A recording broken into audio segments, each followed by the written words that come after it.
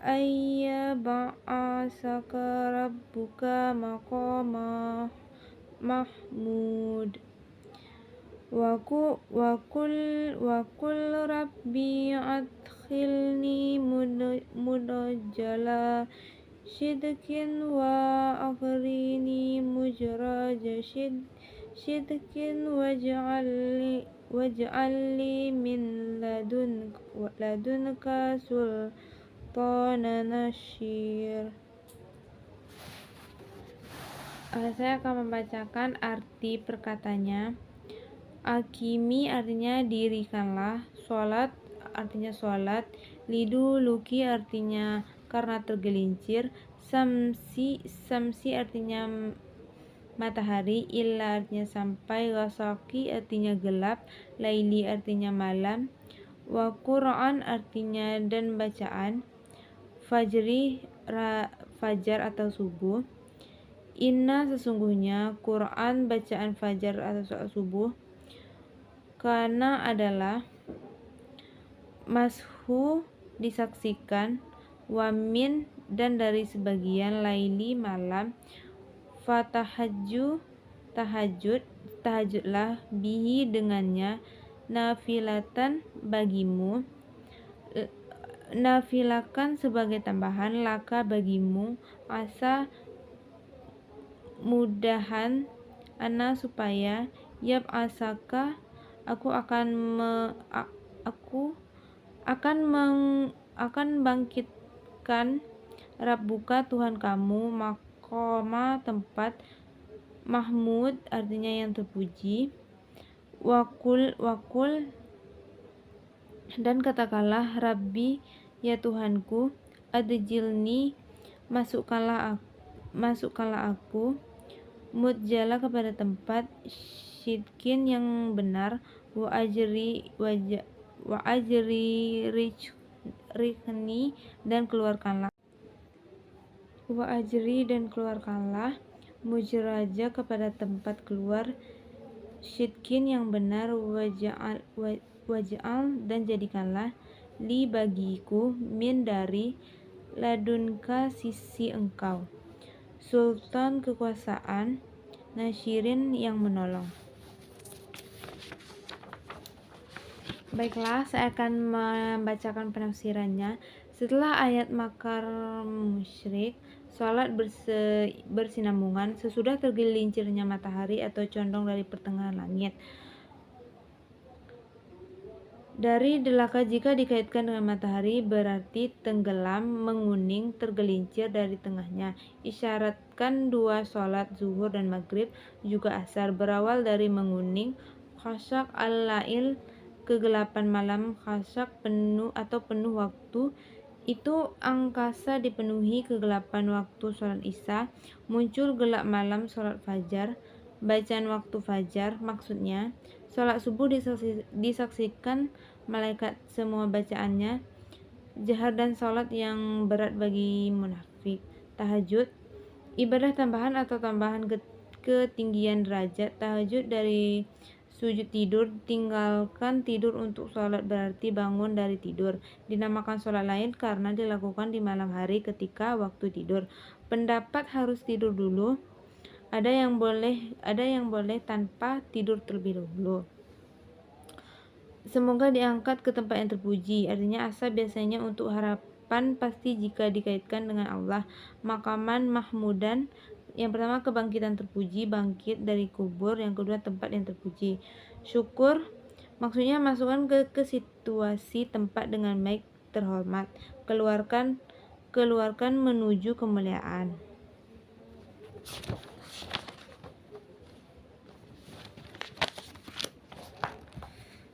Mengeluarkan kekuasaan di sisimu, min ladaka bersumber dari Allah, tak terjangkau manusia, sultan kekuasaan kerajaan, bukti jelas.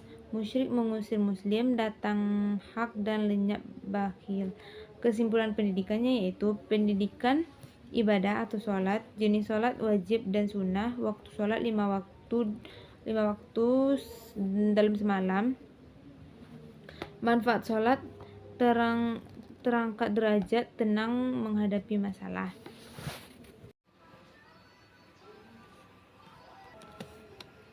Baiklah, saya akan melanjutkan kandungan surat Al-Isra ayat 78 sampai 80. Terjemahannya, dirikanlah sholat dari sesudah matahari tergelincir sampai gelap malam, dan dirikan pula salat subuh, sesungguhnya salat subuh itu disaksikan oleh malaikat. Tafsirnya, dirikanlah sholat dari sesudah matahari tergelincir artinya sejak dari matahari tergelincir sampai gelap malam hingga kegelapan malam tiba. Yang dimaksud adalah sholat zuhur, asar, maghrib, dan isya, dan bacaannya di waktu fajar, yakni salat subuh. Sesungguhnya bacaan di waktu fajar atau salat subuh ini disaksikan oleh malaikat-malaikat yang berjaga pada malam hari dan malaikat-malaikat yang berjaga pada siang hari. Tafsir Ibnu Katsir, Allah Maha Suci lagi Maha Tinggi berfirman kepada Rasulnya Muhammad SAW seraya menyuruhnya untuk mengerjakan salat wajib tepat pada waktunya. Hasim menceritakan dari Al-Mughirah, dari Asy-Syafi'i, dari Ibnu Abbas, berarti tergelincir matahari. Hal itu diriwayatkan oleh Nafi dari Ibnu Umar, juga diriwayatkan oleh Imam Malik dalam Tasfir Al-Zuhri dari Ibnu Umar, dan dikemukakan oleh Ibnu Barzah Al-Islami. Dengan demikian, dalam ayat ini disebutkan waktu kelima salat wajib, yakni dalam firman-Nya, dirikanlah salat dari sesudah matahari tergelincir sampai gelap malam. Dalam kitab Asy-Syahihain juga diriwayatkan melalui jalan Malik dari Abu Hurairah dari Nabi Muhammad SAW. Beliau bersabda, para malaikat malam dan malaikat siang datang kepada kalian silih berganti, dan mereka berkumpul pada sholat subuh dan sholat asar. Kemudian para malaikat yang berada di tengah-tengah kalian itu naik, lalu mereka ditanya oleh Rabb mereka yang Dia lebih mengetahui tentang kalian, bagaimana kalian meninggalkan hamba-Ku? Para malaikat itu menjawab, kami datang kepada mereka ketika mereka tengah mengerjakan sholat, dan kami tinggalkan mereka juga ketika mereka tengah mengerjakan sholat. Ayat ini memerintahkan agar Rasulullah SAW mendirikan sholat sesudah matahari tergelincir sampai gelap malam, dan mendirikan sholat subuh. Maksudnya ialah mendirikan sholat 5 waktu. Melaksanakan sholat 5 waktu ialah mengerjakan dan menunaikan lengkap dengan rukun-rukun dan syarat-syaratnya, terus menerus dikerjakan sesuai dengan perintah Allah, lahiriah maupun batiniah. Yang dimaksud lahiriah ialah mengerjakan salat sesuai dengan ketentuan yang ditetapkan oleh agama. Sedangkan batiniah ialah mengerjakan salat yang penuh kekhusyukan karena merasakan keagungan dan kekuasaan Allah yang menguasai dan menciptakan seluruh alam ini. Rasulullah memerintahkan kaum muslimin menyembah Allah dalam keadaan seakan-akan melihat Allah Subhanahu wa taala. Dalam ini diterangkan bahwa sholat subuh itu disaksikan oleh para malaikat. Maksudnya, pada waktu subuh itu malaikat penjaga malam bertemu dengan malaikat penjaga siang untuk pergantian tugas, dan keduanya melaporkan kepada Allah bahwa orang yang bersangkutan sedang melaksanakan sholat ketika mereka tinggalkan, sebagaimana yang diterangkan oleh Nabi Muhammad SAW. Adapun surah Al-Isra ayat 79 yang artinya, kami menetapkan yang demikian sebagai sesuatu ketetapan terhadap rasul-rasul kami yang kami utus sebelum kamu, dan tidak akan kamu dapati perubahan bagi ketetapan kami ini. Maksudnya yaitu, Allah Ta'ala menyuruh Rasulnya untuk bangun malam setelah mengerjakan sholat wajib, karena sholat tahajud itu dikerjakan setelah tidur. Demikian yang dikemukakan oleh Al-Qamah, Al-Aswad, Ibrahim An-Nakha'i, dan beberapa ulama lainnya. Ada juga yang berpendapat dijadikan Qiyamul Lail sebagai nafilah ibadah tambahan, khusus hanya bagi beliau karena beliau telah diberikan ampunan dosa-dosanya yang telah lalu dan yang berakhir.